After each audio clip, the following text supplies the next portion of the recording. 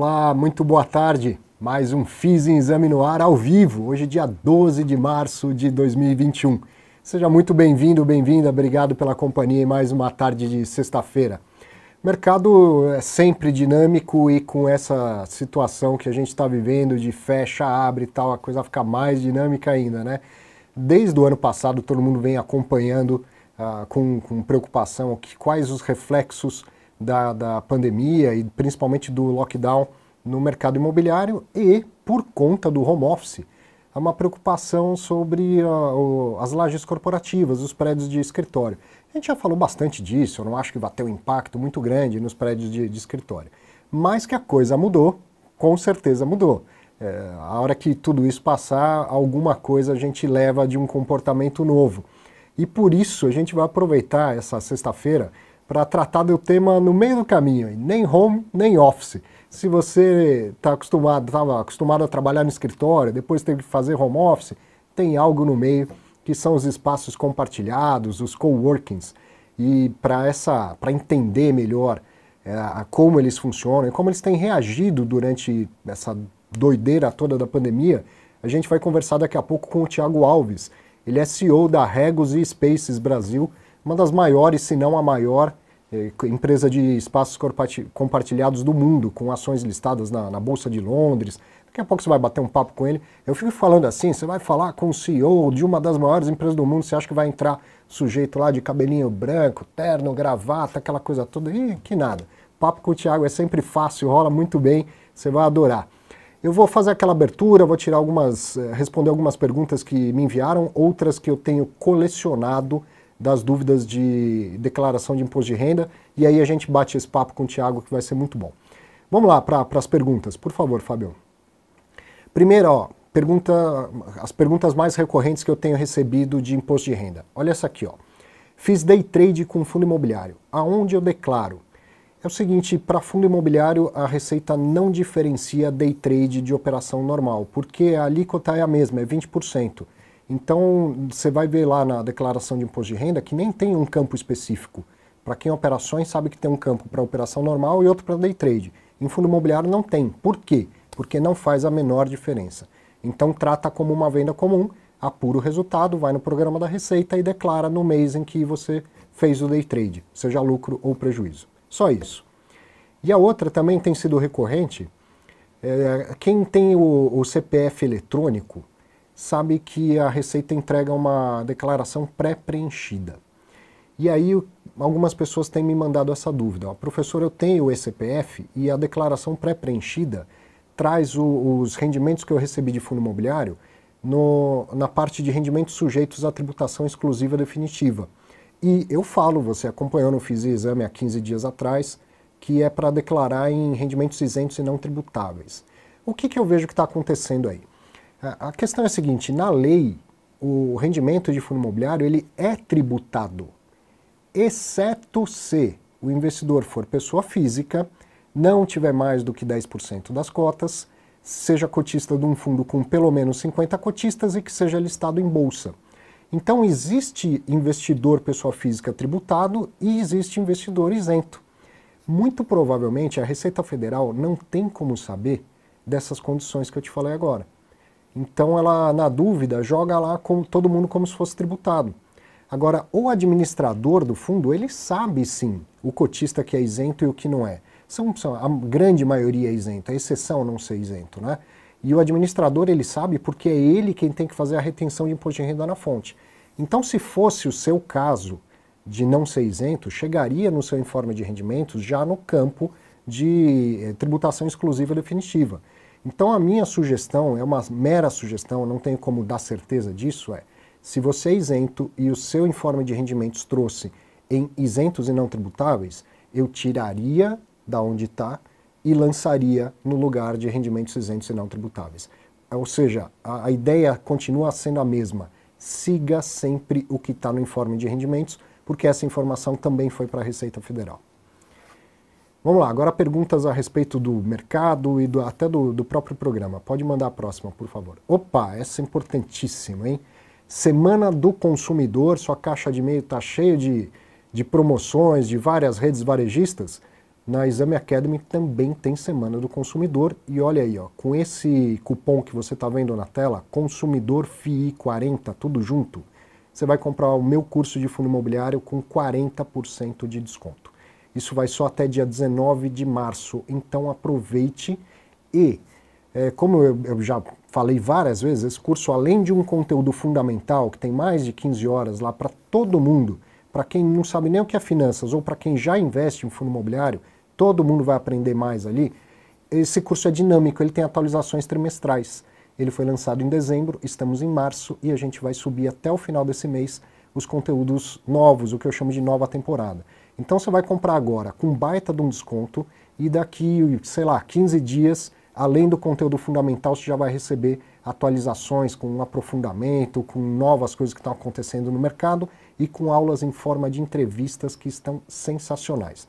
Aproveita e também espalha isso para todo mundo. É só até dia 19 de março, 40% de desconto. Agora sim, tem dúvida. O Guilherme Velasco, olha que interessante. Bom dia, como funciona nos fundos imobiliários? Bom dia porque ele mandou a dúvida de dia, né? Como funciona nos fundos imobiliários os custos de depreciação dos imóveis? Eles já estão nas despesas correntes ou só são arrecadados com novas ofertas? Falo aqui de depreciação de longo prazo, reformas. Muito interessante a sua pergunta, Guilherme. Eu vou dar uma resposta que não é a que você quer, mas só para deixar bem claro. Depreciação do ponto de vista contábil não existe em fundo imobiliário, tá? O imóvel do fundo imobiliário ele não passa por depreciação, ele passa por avaliação, geralmente anual. Pode desvalorizar um imóvel do ano para o outro? Pode, claro que pode, mas não por aquela regra automática da contabilidade, tá bom? Ele é avaliado a valor justo todos os anos, e aí tem ano que sobe de valor, tem ano que cai de valor. Mas eu sei que não é isso que você me perguntou. Você quer saber o seguinte, imóvel para carregar por longos anos precisa de reformas e precisa de atualização. Às vezes não é uma reforma porque estourou um cano. Você precisa melhorar o elevador, você precisa deixar o seu imóvel mais competitivo. E aí para isso precisa ter planejamento. Sim, tem planejamento. Mas é interessante que nem todos os imóveis imóveis de segmentos diferentes, eles não demandam exatamente a mesma quantia de dinheiro ou não demandam o mesmo nível de reforma ou modernização. Você pensar num shopping, num galpão, num prédio de escritório, são coisas bem diferentes. E aí eu vou fazer o seguinte, eu vou passar a bola para quem entende muito mais do que eu sobre isso, que é o Danilo Barbosa, o nosso analista aqui do DNA Imobiliário. Inclusive nas avaliações entra isso, né, Danilo? Explica melhor aí pro Guilherme. Isso, Guilherme. Primeiro, obrigado pela pergunta. Então, não entra nas despesas correntes ali, como considerado como despesas operacionais, no caso, né? Entra depois, chamada despesas não operacionais, que é considerado como fundo de reposição de ativos, que é o famoso FRA, que pode variar de 1 a 5%, dependendo do nível de estado de conservação, e aquilo é considerado na avaliação patrimonial, só que a última linha, depois do NOI, né, aquilo não é perpetuado ali, não é descontado, né, no valor futuro, mas é considerado nessa última linha de fundo de reposição de ativos. Aquela retenção que é possível fazer de até 5% do resultado a distribuir, provavelmente é aí que o gestor está fazendo a programação, o planejamento dele desse fundo de reserva. Isso, no valuation, cada ativo é analisado individualmente, né? Só que essa reserva, ela é muitas vezes feita, para resguardo de dividendos, né? Então, o gestor ele tem essa viabilidade de ou resguardar ou reinvestir no portfólio. E ele tem também, num fundo grande diversificado, ele tem a própria receita dos outros imóveis para eventualmente ter que redirecionar, né? Então, para a pergunta específica que ele fez, não necessariamente eu preciso de uma emissão de cotas para isso, né? Existe um planejamento que o gestor faz pensando na vida do ativo, né? Com certeza, não necessita de uma emissão para você fazer uma reforma de uma fachada, por exemplo. Isso já tem que estar previsto e resguardado como fundo ali dentro da gestão, como todos os portfólios do gestor. Já aconteceu até, viu, Guilherme? Pode voltar a acontecer, mas são casos extremos e geralmente naqueles fundos menores, que tem um único ativo e tal. Os fundos grandes, bem diversificados, dificilmente passam por isso. Ô Danilo, antes de você sair, e Fusquinha velho, tem que ter FRA também? Como é que faz para manter o carro velho ao longo do tempo? O FRA é mensal. É mensal, né? De 75% a 80% do valor do ativo, mais ou menos. Às vezes até mais que 100%. Aí. Isso é que é paixão. Valeu, Danilo. Bom final de semana para você. Valeu, um abraço. Um abraço. Tem mais perguntas? Essa a gente já respondeu do Guilherme. Essa é super direta, assim, né? O Márcio quer saber fundos imobiliários de qualidade para bons dividendos. Márcio, tem vários. Agora, não dá para eu te falar, é A, B, C ou D, né? Até porque investimento é portfólio e perfil. Mas, pô, se você se inteirar um pouquinho de fundo imobiliário, certamente você vai conseguir encontrar esses fundos. Eu tenho 2 caminhos para te sugerir. Construindo renda com fundos imobiliários, o meu curso de fundo imobiliário, eu vou te ensinar a escolher esses fundos de acordo com o seu perfil. Pode ser que o melhor fundo para dividendo, melhor não, mas a melhor carteira de fundos para dividendo sua seja diferente da minha. E fazendo o curso você vai entender muito bem isso. Agora, se você prefere já ter o peixe na mão, carteira DNA imobiliária, que o Danilo, que acabou de falar com a gente, o Danilo e o Renato Mimica fazem e vão atualizando todos os meses, fora todo o serviço de acompanhamento do mercado, pode ter certeza que isso vai te ajudar bastante. Quer ver? Tem até aí uma arte sobre o DNA imobiliário? Pode pôr, Fábio. Aí, ó. DNA imobiliário é o serviço de análise de acompanhamento de mercado da Exame Invest Pro. Quem faz é o Danilo Barbosa e o Renato Mimica. Vai lá, você tem 10 dias grátis, então aproveita e já conheça o trabalho, tenho certeza que você vai gostar muito, porque quem já é assinante tem mandado aí feedbacks excelentes do bom trabalho que o Danilo tem entregado para todo mundo. Valeu. Temos mais perguntas? Acho que não, né? Ah, tem a do Bruno, claro. Pô, o Bruno, se não tiver, o Bruno não tem Fiz em Exame. Bruno Fontana, olha lá.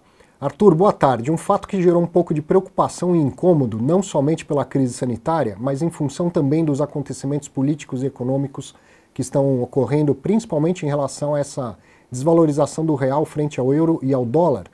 Com isso, a nossa moeda está ficando mais fraca no exterior e perdendo seu valor. Sabemos que os fundos imobiliários têm lastro imobiliário e isso gera certa segurança. Porém, ainda assim, o capital está aplicado em recursos financeiros na Bolsa. O que você pensa a respeito disso? Acha que é um ponto a se preocupar? E caso o Thiago Alves, que vai entrar já, caso o Thiago puder também dar a sua opinião, já que ele tem uma visão e experiência imobiliária que ele tem, é grande e também do mercado internacional, seria bem legal. Certamente o Thiago já deve estar lá com vontade de responder isso. Obrigado, Bruno.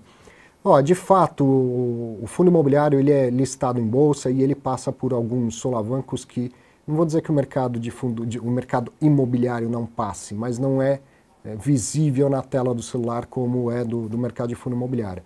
Mas se você se lembra, você já deve ter visto esse conteúdo, tem no curso, no Construindo Renda com Fundos Imobiliários, mas você já deve ter visto eu mostrar a comparação de fundo imobiliário e ações em períodos de eleição eleitoral. Eu fiz nas últimas 2 eleições e vou fazer na próxima. A volatilidade de fundo imobiliário, ela até diminui durante as eleições, enquanto a das ações aumenta muito, né?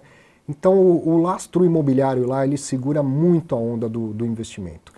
Eu não teria muita preocupação, quer dizer, esse é o país onde até o passado é incerto, como sempre diz o ex-ministro Pedro Malan, mas os imóveis, eles têm sempre a sua função, encontram sua vocação à medida que a economia vai mudando e que as regiões vão mudando.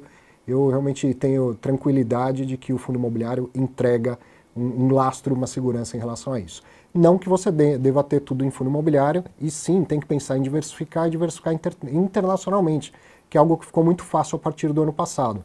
Mas principal do seu patrimônio aqui no Brasil e até uns 20% fora do Brasil. Fora toda a diversificação intraclasses, né, com ações, com renda fixa, com outras classes de ativos.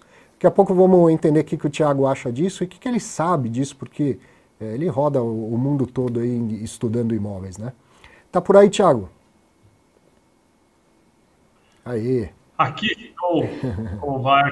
Tudo bem? Tudo bom, obrigado mais uma vez por participar, por bater esse papo com a gente.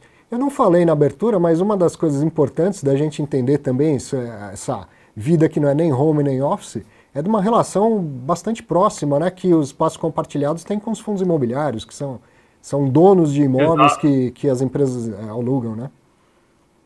Exato. Sim, os espaços compartilhados hoje já representam algo em torno de 4% dos espaços corporativos numa grande cidade como São Paulo. E boa parte desses imóveis são, né, de propriedade de fundos imobiliários. Então, sim, os espaços compartilhados são grandes amigos aí do setor imobiliário. Nos últimos 5 anos, Arthur, a gente até falou disso algumas outras vezes, os espaços compartilhados cresceram de maneira muito acelerada aqui no Brasil. Só para você ter uma ideia, em 2014 haviam menos de 250 espaços compartilhados no Brasil. A gente fecha 2020 com números quentíssimos aqui, com quase 1.600 unidades. Então, um crescimento absurdo e um crescimento muito forte em imóveis de alta qualidade, sejam eles, né, ativos AAA, A ou mesmo B, B+. E isso acontece, na grande maioria das vezes, né, a gente está lidando ali ou com grandes private equities ou com fundos imobiliários, né, tanto que é muito comum já esse tipo de negociação. Uma coisa interessante, Arthur, até vou pegar o gancho para dar uma pitadinha na resposta da última pergunta, já que pediu minha opinião. Muita gente me pergunta durante essa pandemia, né, como é que vai ser o futuro dos ativos imobiliários? Será que vai ter tanta demanda para escritório? Não. A verdade é que em países como o Brasil, a gente vivia já uma carência imobiliária. Se a economia do Brasil, antes dessa pandemia, crescesse 2% ao ano, a gente ia ficar sem imóveis em 5 anos, porque como houve uma parada muito grande na crise de 2014, 15, 16 de entregas, tinham pouquíssimas entregas planejadas agora para esses anos, e com a pandemia elas foram mais prorrogadas ainda. Então, na verdade, eu acho que mesmo que, e eu vou falar um pouquinho aqui para vocês, né, uma mudança de consumo nesses imóveis, o Brasil ainda tem um déficit, principalmente quando o assunto é escritórios, muito grandes. Grandes mercados como Inglaterra, a própria Europa como um todo, Estados Unidos, já tem uma versão diferente do que a gente vive aqui, né? Quase todas as cidades têm bons estoques de escritório. Aqui ainda não. A gente ainda vive bons estoques de escritório somente nas cidades mais principais, mais centralizadas, e as cidades dormitórios carecem. Então, sim, tem um grande movimento agora muito forte em desenvolvedoras irem para essas cidades satélites, irem para essas áreas mais suburbanas, para começar a trazer bons estoques também para esses locais. Afinal de contas, tem um ensinamento legal da pandemia, né, Arthur? É que as pessoas acordam, começam a trabalhar, automaticamente elas já têm ali um ganho de produtividade ou um ganho de qualidade de vida, e essa qualidade pode ser reduzida se as pessoas trabalharem perto de casa. Eu falei que agora há pouco que a Regus era uma das maiores empresas do mundo de espaços compartilhados. Apresenta a companhia para quem não conhece. Claro. Bom, a Regus pertence a um grupo chamado IWG, que é um grupo internacional listado na Bolsa de Londres, né? Nós temos várias marcas. A Regus é uma marca, nós temos a Spaces também, que é uma marca muito conhecida aqui no Brasil, a própria marca HQ. No total são 18 marcas, Arthur, então é bem comum assim, que o pessoal muitas vezes tromba com alguma marca que eles não conhecem aqui, que é do nosso grupo. A empresa tem 31 anos de mercado, só 5 anos de Brasil. O Brasil foi o primeiro país a receber uma unidade de escritório flexível e coworking das Américas, antes mesmo dos Estados Unidos, em 1994. Olha só que legal. Então, o Brasil tem uma história boa. O brasileiro que está acostumado a compartilhar espaço, e a Regus foi pioneira nesse mercado, abriu as portas aqui, né? Hoje em dia, mudou muito do seu produto para espaços compartilhados que entregam várias experiências, desde a experiência mais exclusiva, mais premium, de um escritório com todo o serviço incluso, até mesmo a experiência mais compartilhada, como o coworking, né, que é o que traciona muito hoje em dia, onde as pessoas compartilham o mesmo espaço, economizam bastante. E aí essas marcas é uma história e uma estratégia interessante, porque a Regus cresceu através de aquisições de várias marcas, e essas aquisições trouxeram oportunidades de não se canibalizar, né? Quando você tem a mesma marca em vários pontos, você acaba se canibalizando. Quando você tem marcas diferentes, você acaba ganhando esse mercado. Então, hoje, nossa estratégia é multimarcas. A gente tem marcas digitais, até convido todo mundo que quiser entrar no site, chama www.iwgplc.com, e lá você consegue ver todas as informações, inclusive da bolsa da empresa, né, todas as informações para a imprensa, e também todas as marcas, nossas marcas digitais que estão ganhando super força nessa pandemia, porque as pessoas querem esse benefício do trabalho híbrido, né, trabalhar 2 dias de casa, 3 dias no escritório, trabalhar mais perto de casa ou não, e a digitalização chegou nos escritórios, Arthur, por incrível que pareça, nem só de mesa e cadeira é feito uma empresa, tem toda uma questão de processo. Explica isso para mim, o que é essa marca digital? O que é um espaço compartilhado digital? Por exemplo, empresas têm o seu atendimento telefônico, o seu endereço comercial e fiscal, a sua correspondência, todas chegando no endereço, mas ela não está lá. Ela recebe isso tudo de maneira digital. Ela tem o telefone redirecionado para o seu celular, ela pode, por exemplo, pelo aplicativo reservar, se ela quer trabalhar hoje na Paulista, amanhã em Botafogo, no Rio de Janeiro, depois de amanhã ela quer estar em Nova York, e depois ela volta para trabalhar mais perto de casa, ou quando ela está fazendo o home office, ela ainda quer que toda aquela infraestrutura de escritório apoie ele com o home office. Isso é entregue através das nossas marcas digitais, dos aplicativos, né, que tracionam para que os clientes da IWG possam ter esse benefício. Só para você ter uma ideia, Arthur, na pandemia, os produtos digitais nossos cresceram algo em torno de 30%. E olha que é uma base grande. Nós somos uma empresa de faturamento razoavelmente grande no Brasil. A gente não é aberto aos números do Brasil, né? A gente responde para a Bolsa de Londres, mas um faturamento super interessante. E foi muito interessante de ver que as empresas, Arthur, mesmo empresas grandes que colocaram funcionários em home office, optaram por dar esse acesso a espaços compartilhados para os funcionários como benefício, como se fosse um vale alimentação, como se fosse um vale transporte. Ela foi lá e colocou aqui, ó, não, você pode ter 1 ou 2 diárias aqui de coworking perto da sua casa, caso você precise de um espaço bom para trabalhar, profissional, talvez um dia que você precisa ter foco, ou um dia que você não pode ter barulho, ou que você precisa ter conectividade. Então foi bem interessante esse movimento, lógico que assim como todos, né, o mercado do escritório no comecinho sentiu a pandemia, né, ninguém entendia o que ia acontecer em março ali de 2020, né, mas foi uma recuperação muito mais do que um V, né, eu brinco que foi um V curto, né, porque assim que a gente começou a perder a tração, essa tração voltou muito rápido, principalmente por esse movimento das grandes empresas em repensar o seu portfólio de escritórios como um todo. Legal, quero explorar isso melhor. Mas antes eu queria entender, eu sei que além, né, da sua função como CEO da Rego, você faz um monte de coisa e uma dos trabalhos bacanas que você faz é uma mentoria para quem tem um coworkingzinho meio lá independente, né, aquele cara que pega uma casa de bairro, reforma e tal. Você falou que houve um crescimento bem grande no meio da pandemia e principalmente para ocupar prédios de alta tecnologia, de grandes espaços. Mas esses espaços menores, esses coworkings independentes, tiveram também um bom momento em função da obrigatoriedade do home office ou foi mais difícil para eles? Foi mais difícil, Arthur. Tanto que o grupo de mentoria, eu comecei com um grupo, já são 2 grupos, a gente bateu quase 500 pequenos coworkings nesses grupos.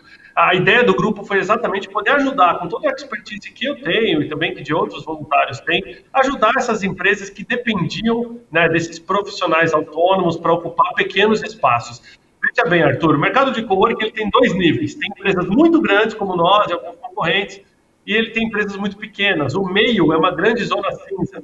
E essas empresas pequenas, o que são? São pequenas casas que tem ali um Wi-Fi, 10 cadeiras e é um coworking. É a sobreloja de um estacionamento. São coisas assim que foi inventada.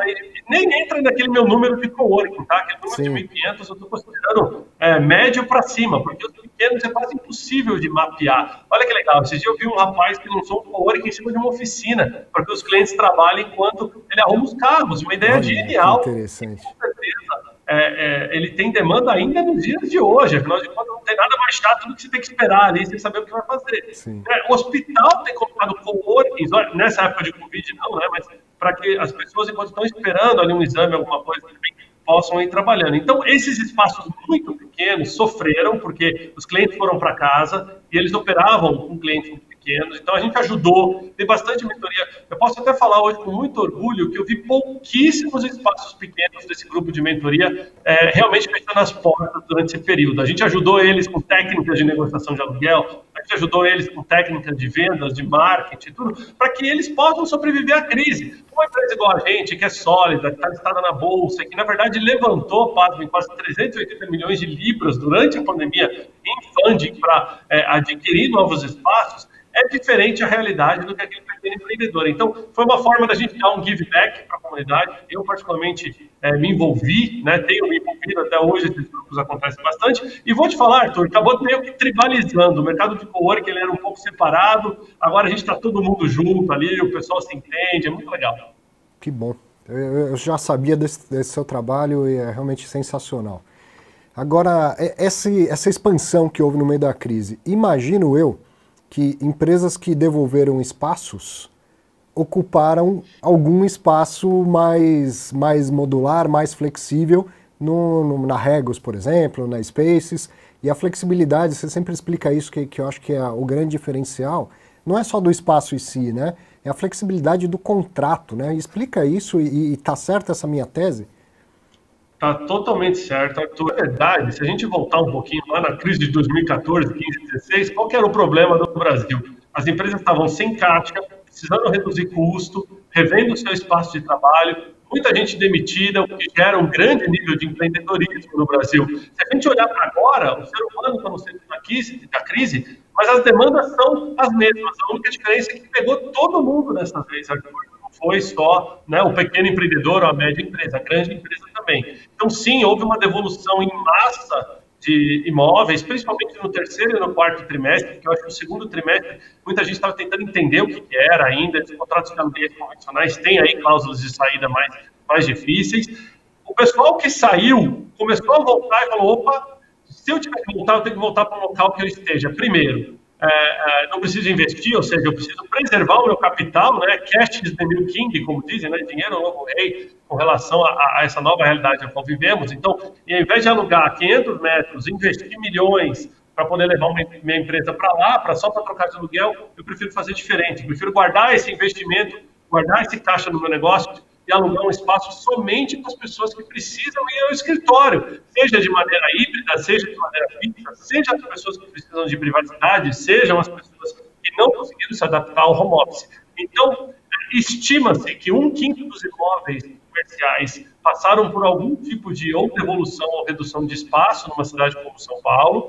Ao mesmo tempo, a gente viu a nossa demanda crescer em torno de 25%. Então, a mesmo nível de redução foi o que subiu de demanda dos espaços flexíveis. É lógico que o preço também se adaptou, Arthur, né? Não vou ser aqui, não vou praticar demagogia e falar que não. A gente também tem que se adaptar a essa nova realidade do brasileiro. Afinal de contas, o brasileiro tem que economizar agora, o mundo todo precisa economizar. A gente também negociou os nossos aluguéis, a gente fez com que a gente tivesse bons custos para poder repassar em custo mais baixo para os nossos clientes. Abdicamos de margem para poder ajudar clientes que estavam com necessidade e por aí vai. Então, no mesmo tempo, a gente viu empresas gigantescas optando para ir para coworking, empresas que talvez nunca teriam cogitado um espaço compartilhado antes. Eu posso citar aí grandes empresas petrolíferas nacionais, a qual vocês devem conhecer bem, e que não se falava em espaços de coworking, e hoje a gente tem uma grande RFP rodando para todas as capitais do país, onde boa parte do administrativo dessa empresa vai ficar alojado em espaços compartilhados.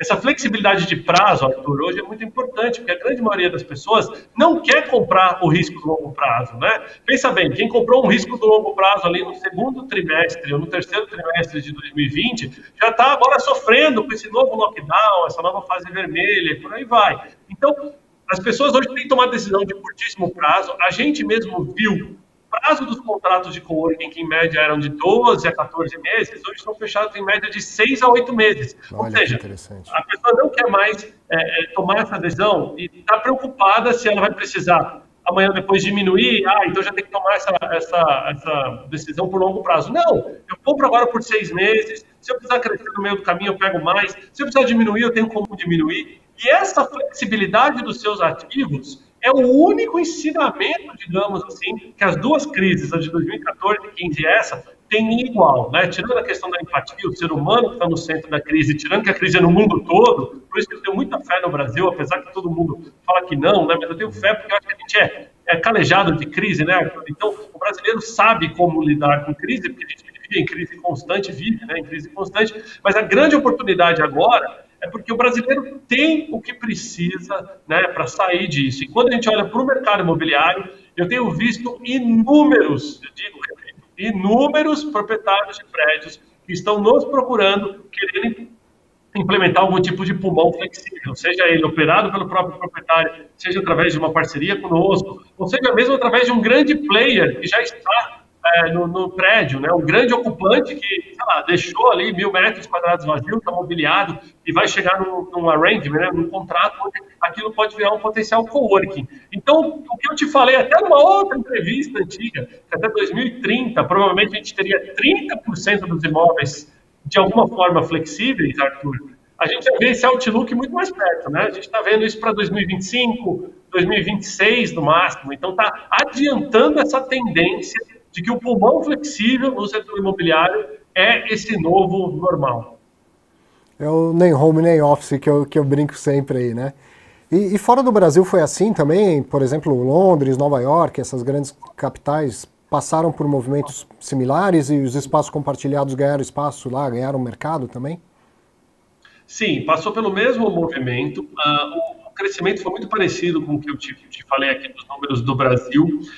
Houve uma expansão muito rápida da IWG também, assumir espaços de concorrentes que não conseguiram tocar a operação durante esse período, ou porque ficaram curtos de caixa, ou porque acharam melhor fechar a operação. Inclusive, no Brasil, eu mesmo, buscando crescer em zonas mais residenciais, para pegar esse movimento de trabalhar mais perto de casa, de crescimentos interessantes, Arthur. A gente abriu unidades, por exemplo, em São Paulo, na Lapa. Né? A Lapa não estava no meu tier 1, se eu fosse pegar ali o plano de crescimento, mas no meio da pandemia fez todo sentido abrir a Lapa. Rio de Janeiro, a gente pegou até de uma grande concorrente, que acabou fechando a unidade em Ipanema. A gente foi lá e assumiu uma grande operação em Ipanema e está bombando. Olha que legal, porque as pessoas que estão ali na Zona Sul e que precisam de escritório não querem mais ir até o centro da cidade, ficar em transporte público mesmo, né? Ter que se deslocar e perder esse tempo.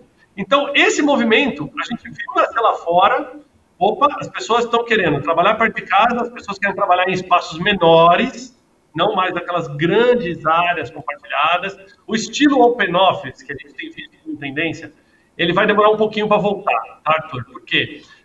Por uma questão até de risco. Né? Se você tem escritórios menores, vamos falar que você tem 30 pessoas, e você coloca em 10 escritórios de 3, e se alguma daquelas pessoas ali teve, por caso, uma questão de Covid, ao invés de você mandar 30 para casa, você vai mandar aquelas que tiveram contato. Talvez você mande 3 ou 6 para casa. Isso é um movimento chamado Squad Office, né? Escritório de equipe.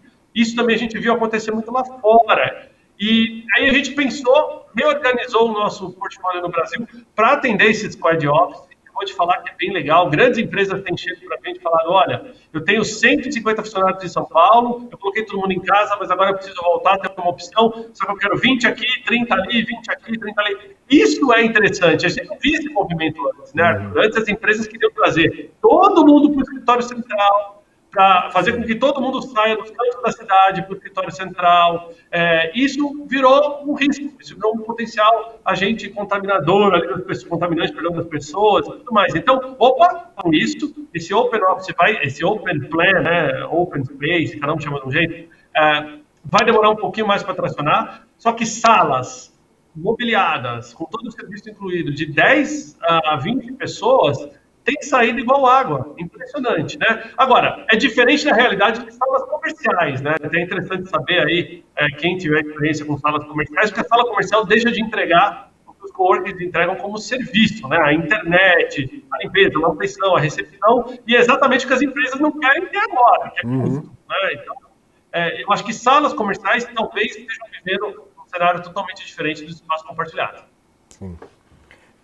Aprendendo pra caramba, muito interessante o quanto mexeu com o setor em algumas coisas, né, uma dificuldade, mas muitas oportunidades que apareceram e uma solução que já existia e que de repente todo mundo enxergou ali nos espaços compartilhados.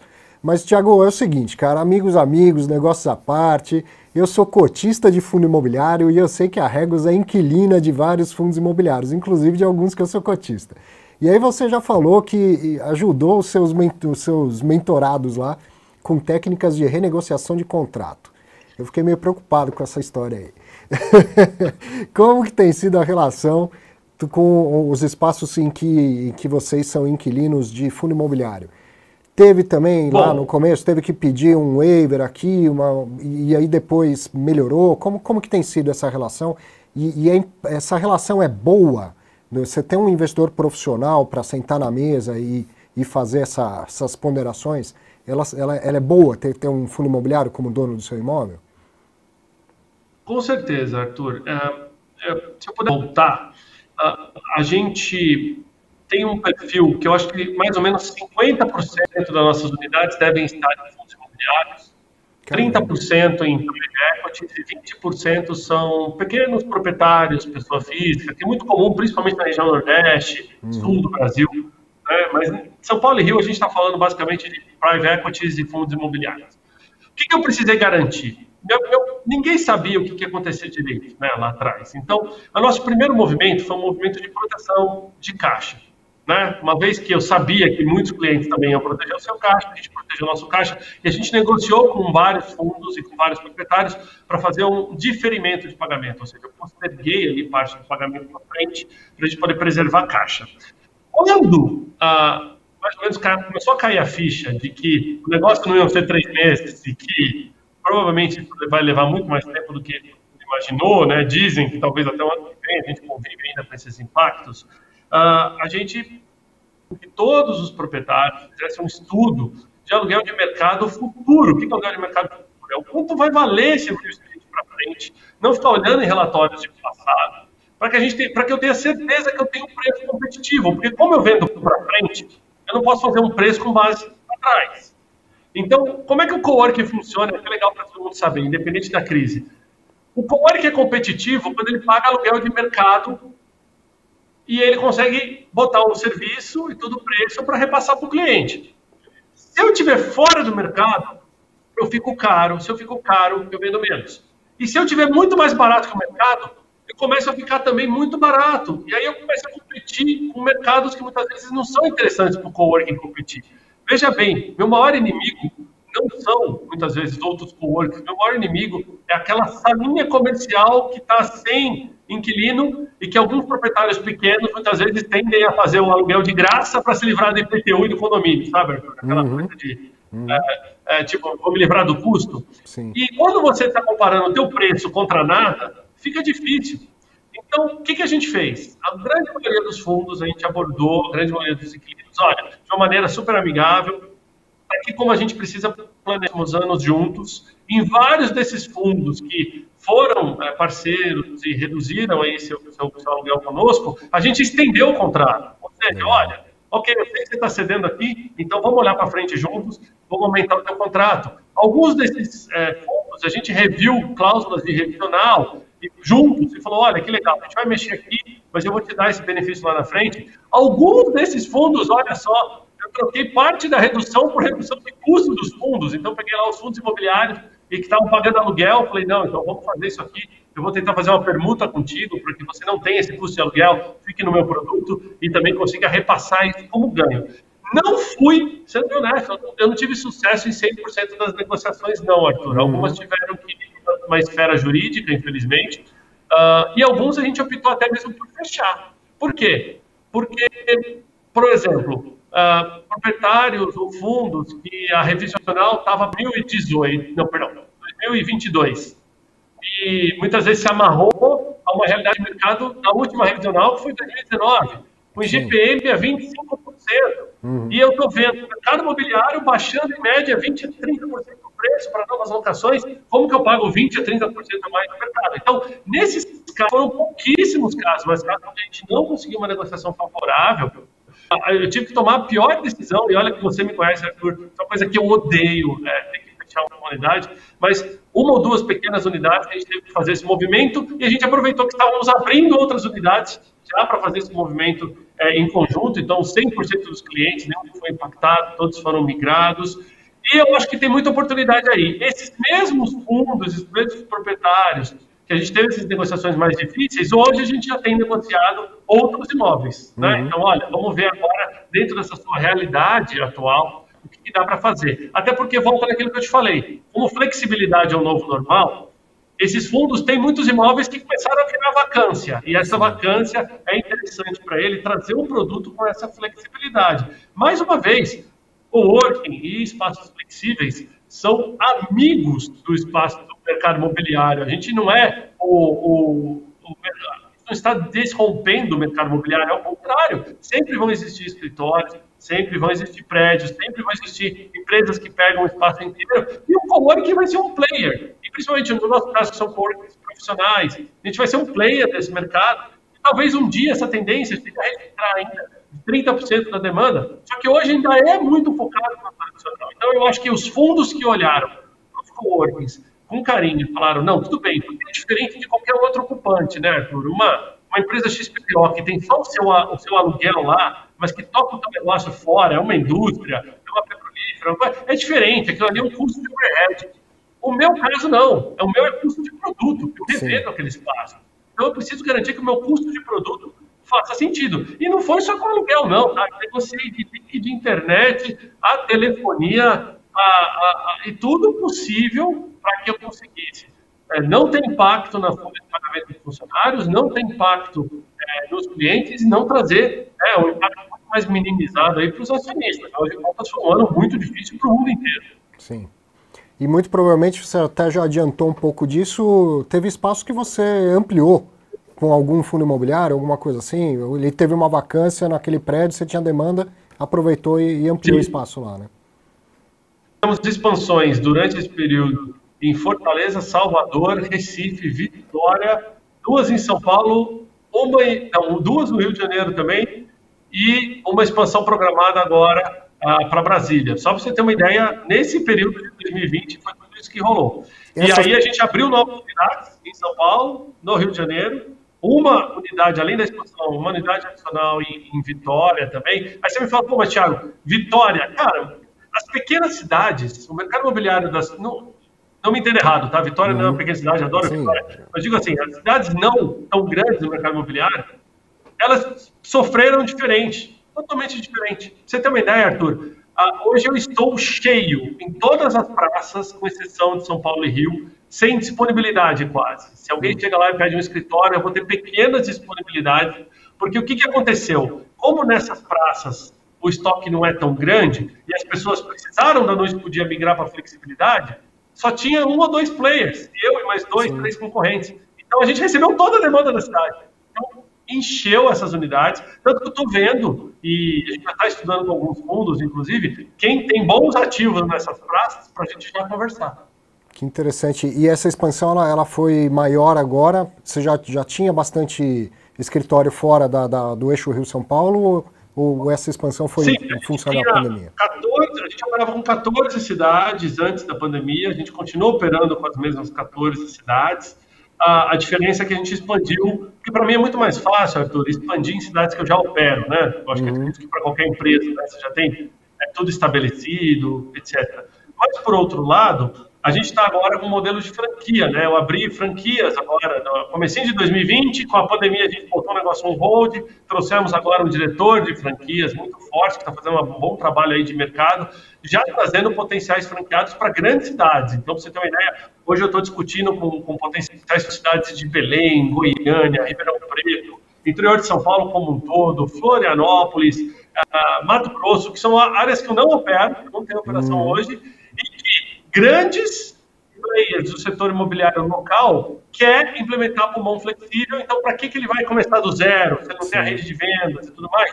É muito mais fácil ele operar através de uma franquia aí do Grupo WG, com várias marcas e tudo mais. Então, franquia também está sendo um bom ponto. Não é a intenção fazer franquia nas grandes cidades, até onde a gente já opera, mas para essa cidade onde não está no meu plano A de entrar agora, com certeza a franquia é uma boa opção.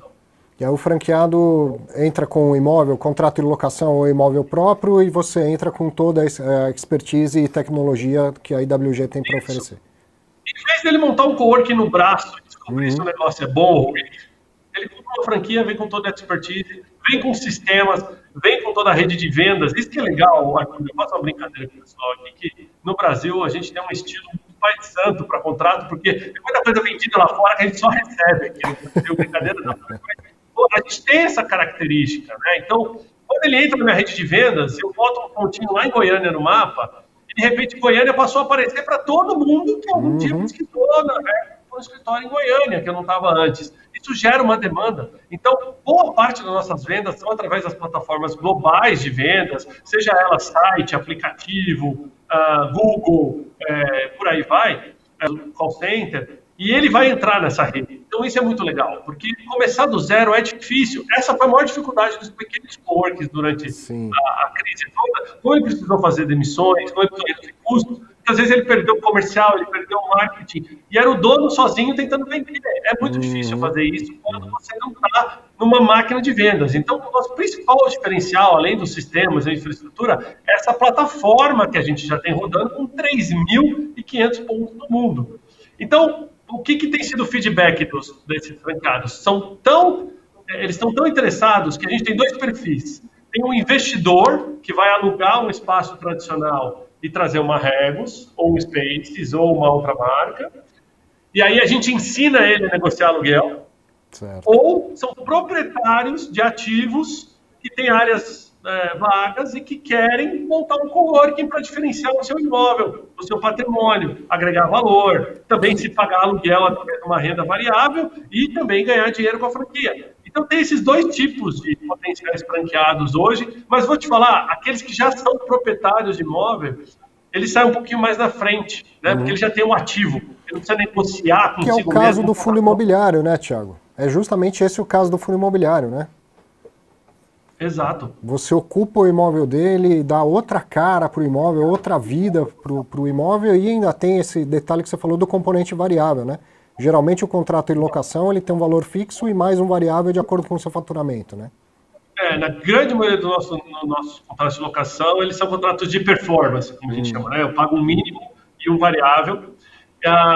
Tanto é bom isso, que veja bem, numa crise igual a essa, os proprietários já sabem quando eu estou crescendo, estou pagando mais aluguel, né? Já tive que retrair, eu estou pagando menos, mas esse movimento é interessante. E a gente quer levar esse expertise para o mercado. Veja só, de novo, né? Eu preciso garantir que eu tenho bons aluguéis de mercado, aluguéis interessantes. Se eu tiver num aluguel que eu estou preso, estou amarrado, estou caro, o coworking com certeza não vai ser de sucesso. Então a gente viu muitos, principalmente grandes concorrentes, fechando portas nesse período, não porque o modelo não é legal, não porque o produto não é legal, mas porque tinham contratos de aluguel que não funcionam para o mercado de coworking. O mercado de coworking tem que ser humilde quando ele olha para o mercado imobiliário e ensinar que é custo do meu produto. Sim. Eu não posso ir achando que o rei do pedaço e assinar contratos exorbitantes. Por exemplo, nem sempre eu quero estar nos melhores prédios, Arthur. Muitas vezes eu quero estar próximo dos melhores prédios. Eu deixo que grandes empresas aluguem os melhores prédios e todas as outras satélites que trabalham em função daquela empresa vão procurar espaço próximo dali e eu vou estar ali. Se aquela grande empresa precisar expandir, eu estou ali perto. Se alguém daquele grande pode precisar reduzir, eu estou ali perto. Então, essa estratégia de estar próximo também é legal. Muito interessante. A estratégia de um shopping, né? A âncora e os satélites, né? Muito legal. Thiago, eu sei que uma outra consequência da pandemia foi nascer um comunicador nato aí e o seu projeto do InTalks. Fala um pouco disso para mim, se é que dá para falar um pouco, né? Porque é tanta coisa que você tem feito nesse projeto que é muito legal. Quem não conhece ainda, procure o Thiago, principalmente no LinkedIn, que é a rede que ele usa com maestria, né? Mas fala do InTalks e da experiência que você tem tido com isso. Tenho certeza que aprendeu pra caramba nesse período. Se você me perguntasse, Arthur, que eu ia fazer 200 reuniões de negócio em 2020, lá em janeiro, eu ia falar, bom, tenho 48 semanas úteis, tirando as 4 de férias do ano, são 5 reuniões por semana, impossível, não vou conseguir fazer isso, né? E o que aconteceu foi que a necessidade de digitalizar o nosso network, principalmente no começo, a gente resolveu começar a levar grandes players e grandes clientes da Regus e do Spaces para entrevistas ao vivo. Eu sei que teve ali o bonde da live, todo mundo fazia live, todo mundo fazia aquilo, e a gente manteve uma regularidade, fundou um programa no LinkedIn de negócios democrático, aberto, onde todo mundo tem acesso, não tem pré-inscrição, o canal não é fechado, todo mundo pode assistir o conteúdo. E eu levei grandes nomes das maiores empresas do Brasil, né, de presidentes de empresas como a Audi, IBM, o prefeito de São Paulo, logo na retomada econômica de São Paulo, na abertura, em julho, né, na volta para a fase amarela. A gente levou ali, passaram ali de iFood a Mercado Livre, né, as maiores empresas crescendo durante essa crise, Burger King, por aí vai. E foi muito legal, porque eu tive um viés que talvez eu não tinha antes, Arthur, dessa interação, de ser moderador também, de ser um facilitador de conversa, e ao mesmo tempo de usar a tecnologia a nosso favor. A gente fez, foram então 190 lives, caramba, um total aí de 250 convidados, a gente teve 2,5 milhões de visualizações no ano passado. E, basicamente, enquanto todo mundo entrou e saiu desse mercado de lives, a gente manteve a consistência. Nunca deixamos a peteca cair, mantivemos lá. Tivemos boas lives ruins, que é normal, né? Mas nunca paramos. E essa consistência toda acabou gerando um canal que hoje é demandado por assessorias de imprensa que querem levar seus executivos para serem entrevistados lá. Para mim é legal porque eu acabo levando os clientes da própria Regus também para dar voz aos clientes, um benefício para os nossos clientes de estarem ali, ter essa exposição para todo o Brasil, para o mundo, por que não? E ficou tão famoso o nosso quadro aqui que já ganhou uma projeção internacional, Arthur. A gente está levando em talks aí para outros países também na Regus. E, além disso, também ganhou uma parceria com a Forbes, toda sexta-feira, hoje já teve lá também, de levar todo esse tema de transformação digital, de inovação e tudo mais para dentro do quadro na Forbes. Muito legal. Eu acompanho algumas lives, ele me avisa de todas. Eu me lembro uma lá do comecinho que foi com o fundador da IWG. Cara, que mente privilegiada, que coisa bacana que foi aquela conversa.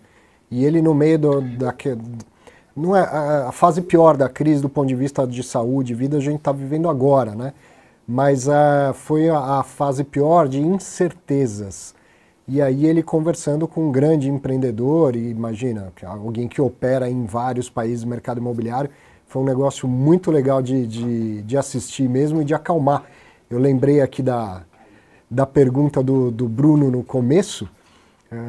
Procura lá, vê se você consegue achar o InTalks com o fundador da IWG, que vai ser muito interessante para responder essa sua dúvida. Enquanto eu estava falando aqui, tivemos um probleminha técnico, na verdade o Thiago teve um probleminha técnico e caiu a conexão dele. Então vou fazer uma despedida sem ele estar por aqui, mas tenho certeza, já deu quase 1 hora de programa, não vai comprometer a qualidade e mais, vai te deixar com vontade de que ele venha mais vezes. Quem sabe numa próxima a gente consegue até fazer presencial. Então, Thiago, cara, parabéns, você é um cara que eu admiro muito, eu aprendo muito sobre mercado imobiliário, mas aprendo muito sobre coisas que dizem respeito a tudo mais, a essa humanidade, essa vontade que você tem de aprender, empreender e ajudar.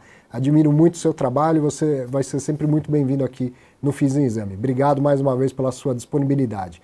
E para você que acompanhou, cara, não tem outra coisa para te dizer, fique em casa, tenta manter a cabeça no lugar, eu sei que está difícil, a gente já estava ali vendo a coisa melhorar e de repente talvez até por essa relaxada é que tudo voltou para trás, né? Mas a vacina está aí, já tem gente vacinada, o ritmo é muito lento, mas já tem gente vacinado e a perspectiva que a gente tem hoje é muito melhor do que tinha há 1 ano atrás, quando passamos por outro lockdown. Estou falando isso principalmente para quem é de São Paulo, a partir do dia 15. Aliás, os próximos 2 Fiz em Exame vão ser feitos de maneira remota. Eu vou estar na minha casa, o Fábio, o David e o outro Fábio, o pessoal da produção também vão estar na casa deles e os convidados também. E a gente vai fazer isso nos próximos 15 dias, cada um faz o seu esforço, leve isso a sério, fique em casa, evita muita reuniãozinha, porque a coisa está muito feia, mas ela vai melhorar se cada um fizer a sua parte.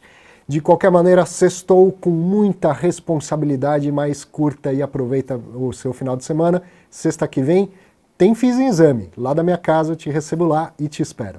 Grande abraço, bom final de semana.